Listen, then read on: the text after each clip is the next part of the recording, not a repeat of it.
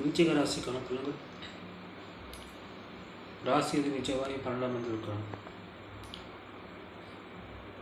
ராசி அதிபதியை 6ஆம் இடத்தை தொடர்பு கொண்டால் விருச்சிக ராசிக்காரர்கள் கொஞ்சம் ஆரோக்கியத்தில் கவனமாக இருக்க வேண்டும்.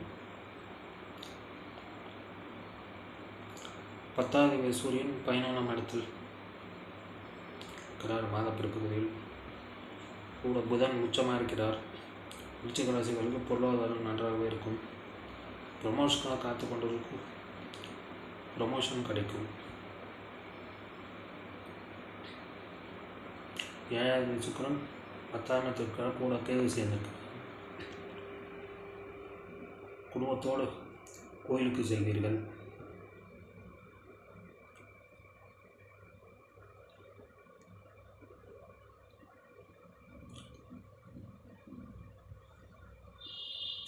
நாலாம் இடத்தில் ராகு இருக்கிறார்.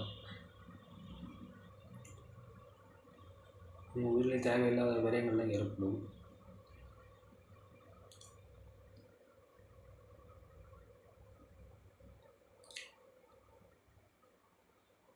அஞ்சாம் இடத்தில் சனி இருக்கிறார்.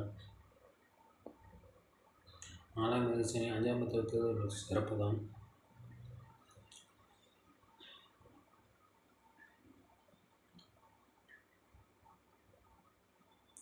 சனி சூரியன் தொடர்பு வேலையில் கொஞ்சம் எச்சரிக்கையாக இருக்க வேண்டும்.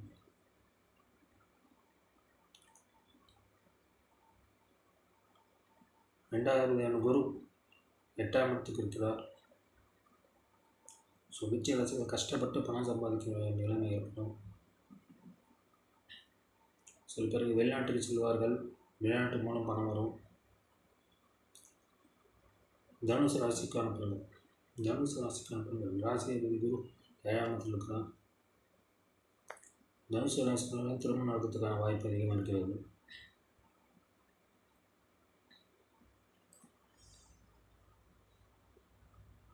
பத்தாம் இடத்தில் சூரியன் புதன் சேர்க்கை இருக்கிறது. புதன் உச்சமாக இருக்கிறார். ஸோ தனுசு ராசிகளுக்கு பொருளாதாரம் நன்றாகவே இருக்கிறது. பொருளாதாரத்தில் எந்த குறைவும் இல்லை.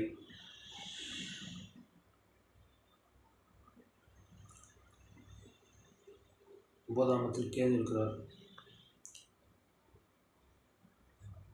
நீண்ட தூர பயணம் செல்வீர்கள். கோயில் யாத்திரை செல்வீர்கள். 15ஆம் இடத்தில் செவ்வாய் இருக்கிறார்.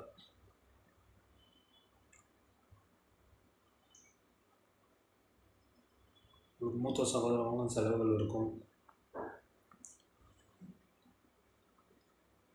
சில பேர் செல்ஃபோனை மாற்றுவாங்க. எக்ஸ்பென்சிவாக செல்ஃபோன் செலவு பண்ணுவார்கள்.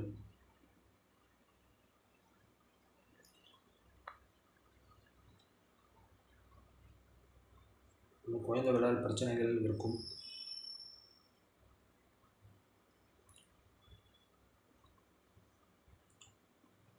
சுக்கிரனும் கேதுவும் 9ஆம் இடத்தில் இருக்கிறார்கள். 6ஆவது சுக்கிரன் 9ஆம் இடத்தில் கேதுவோடு சேர்ந்திருக்கிறார். தந்தை மூலம் உங்களுக்கு கடன் இருக்கும். தந்தைக்கு தேவையில்லாத செலவுகள் ஏற்படலாம்.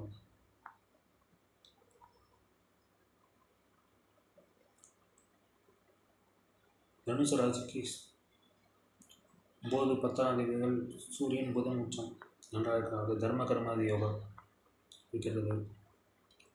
உங்களுக்கு பதவிகள் கிடைக்கும். சம்பள உயர்வு கிடைக்கும். தனுசு ராசிகள் நன்றாக இருக்கிறது.